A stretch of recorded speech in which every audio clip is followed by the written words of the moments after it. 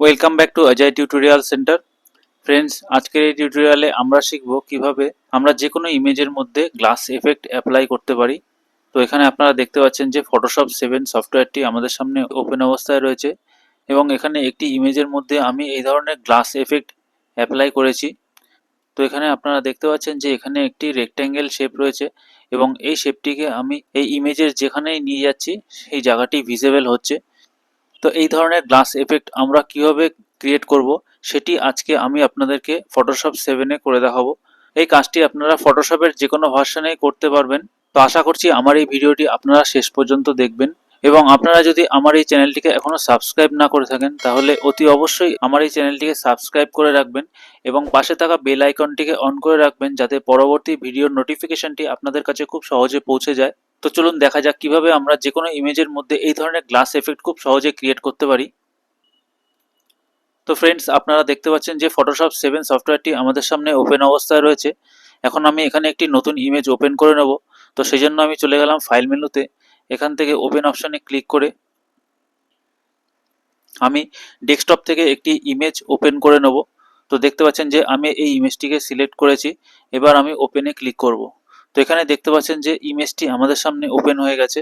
এবার আমি ইমেজটিকে full screen করে নিচ্ছি, এটিকে একটু জুম করে নিচ্ছি। তো এবার ডান দিকে লেয়ার প্যানেলে তাকালে দেখতে পাবেন যে এখানে ব্যাকগ্রাউন্ড লেয়ার নামে একটি লেয়ার রয়েছে। তো এই লেয়ারটিকে প্রথমে আমরা ডুপ্লিকেট করে নেব। তো সেই জন্য আমরা এই লেয়ারটির ওপর রাইট ক্লিক করে ডুপ্লিকেট লেয়ার যে অপশান আছে এখানে ক্লিক করব। এবার আমরা ওকেতে ক্লিক করব। তো এখানে দেখতে পাচ্ছেন যে ব্যাকগ্রাউন্ড কপি নামে একটি নতুন লেয়ার ক্রিয়েট হয়ে গেছে। তো এবার আমরা চলে যাব ফাইল মেনুতে, এখান থেকে ফিল্টার অপশানে ক্লিক করব। এখান থেকে আমরা এই ইমেজটির ওপরে গসিয়ান ব্লার এফেক্ট অ্যাপ্লাই করব। তো আমরা এখানে গসিয়ান ব্লার যে অপশানটি আছে এখানে ক্লিক করব। তো এখানে ক্লিক করার পরে গসিয়ান ব্লার রেডিয়াসটিকে আপনারা এখান থেকে আপনাদের যেমন প্রয়োজন সেই অনুযায়ী আপনারা এখানে ব্লার রেডিয়াসটি সেট করে নেবেন। তো আমি এটিকে 25 রাখছি। এবার আমি ওকেতে ক্লিক করছি। তো এবার আমরা চলে যাব টুল বক্সে। তো এখানে রেক্ট্যাঙ্গেল টুল নামে যে অপশানটি রয়েছে এর উপর রাইট ক্লিক করব। রাইট ক্লিক করার পরে দেখতে পাচ্ছেন যে এখানে আরও অনেকগুলি টুল শো করছে। তো আমরা এখান থেকে রেক্ট্যাঙ্গেল টুল অপশানটিকে চুজ করব। তো রেক্ট্যাঙ্গেল টুলটিকে সিলেক্ট করার পরে আমরা মাউস ড্র্যাগ করে এখানে একটি রেক্ট্যাঙ্গেল শেপ ড্র করে নেব। তো এটি ড্র করার পরে দেখতে পাচ্ছেন যে এটি ব্ল্যাক হয়ে গেছে এবং রেক্ট্যাঙ্গেল টুলের উপরে ক্লিক করার পরে দেখতে পাচ্ছেন যে রেক্ট্যাঙ্গেল টুলের প্রপার্টি বার উপরে শো করছে। তো এখানে একদম প্রথমে যে অপশানটি রয়েছে শেপ লেয়ার, এই অপশানটিকে সিলেক্ট করবেন। তো এটি সিলেক্ট করে আপনারা এখানে রেক্ট্যাঙ্গেল শেপটি ড্র করবেন। তো এবার আমরা চলে যাব লেয়ার প্যানেলে, এখানে অ্যাড লেয়ার স্টাইলের যে আইকনটি রয়েছে এখানে ক্লিক করব। এখানে ক্লিক করার পরে আমরা ব্লেন্ডিং অপশনস এখানে ক্লিক করব।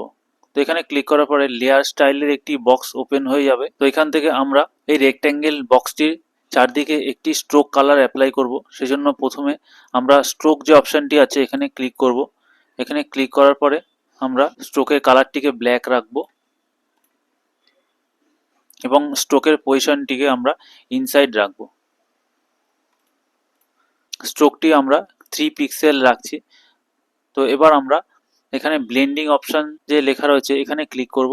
এখানে ক্লিক করার পরে অ্যাডভান্স ব্লেন্ডিংয়ের আন্ডারে দেখতে পাচ্ছেন যে এখানে ফিল অপাসিটি যে অপশানটি রয়েছে এটি এখন 100% রয়েছে। তো এটিকে আমরা 0 করে দেবো।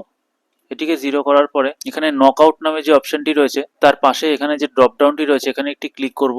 এখানে ক্লিক করার পরে এখানে আরও 3টি অপশান শো করছে। এখান থেকে আমরা শ্যালো যে অপশানটি আছে এখানে ক্লিক করব। তো এখানে ক্লিক করার পরে দেখতে পাচ্ছেন যে এখানে যে রেক্ট্যাঙ্গেল বক্সটি ছিল তার ভেতরকার যে ইমেজটি রয়েছে সেটি এখন ভিজিবল হয়ে গেছে। তো এবার আমরা ওকেতে ক্লিক করব। তো এখন আমরা মুভ টুলে ক্লিক করব। মুভ টুলে ক্লিক করার পরে আমি এখন যদি এই রেক্ট্যাঙ্গেলটিকে ইমেজের যেখানেই নিয়ে যাব সেই পোর্শনটি ভিজিবল হবে এবং বাকি অপশানটি ব্লার এফেক্ট শো করবে। তো দেখতে পাচ্ছেন যে কিভাবে আমরা যে কোনো ইমেজের মধ্যে আমরা এই ধরনের গ্লাস এফেক্ট ক্রিয়েট করতে পারি। তো এবার আমরা চাইলে এই শেপটিকেও কাস্টমাইজ করতে পারি। তো সেই জন্য আমরা কিবোর্ড থেকে কন্ট্রোল ধরে টি প্রেস করব। এবার কন্ট্রোল প্রেস করে আমি যদি এই শেপটিকে একটু উপরের দিকে ড্র্যাগ করি তাহলে দেখতে পাচ্ছেন যে এখানে একটি সুন্দর এফেক্ট ক্রিয়েট হয়ে যাবে। তো মুভ টুলে ক্লিক করে আমি এটিকে যদি যে কোনো জায়গায় আমি এটিকে ড্র্যাগ করি তাহলে দেখতে পাচ্ছেন যে সেই জায়গাটি ভিজিবল হয়ে যাচ্ছে। তো ফটোশপে এই ধরনের ছোটো ছোটো ট্রিক জানা থাকলে আমরা যে কোনো ধরনের ছবিকে খুব সুন্দরভাবে কাস্টমাইজ করতে পারি। তো আজকের এই টিউটোরিয়ালটি এ পর্যন্তই। যদি আমার এই ভিডিওটি আপনাদের ভালো লেগে থাকে তাহলে অতি অবশ্যই আমার এই ভিডিওতে একটি লাইক করে দেবেন এবং এই ধরনের আরও আকর্ষণীয় ও চমৎকার টিউটোরিয়াল দেখার জন্য আমার চ্যানেলটিকে সাবস্ক্রাইব করে রাখবেন। তাহলে দেখা হচ্ছে পরবর্তী কোনো টিউটোরিয়ালে। Thank you.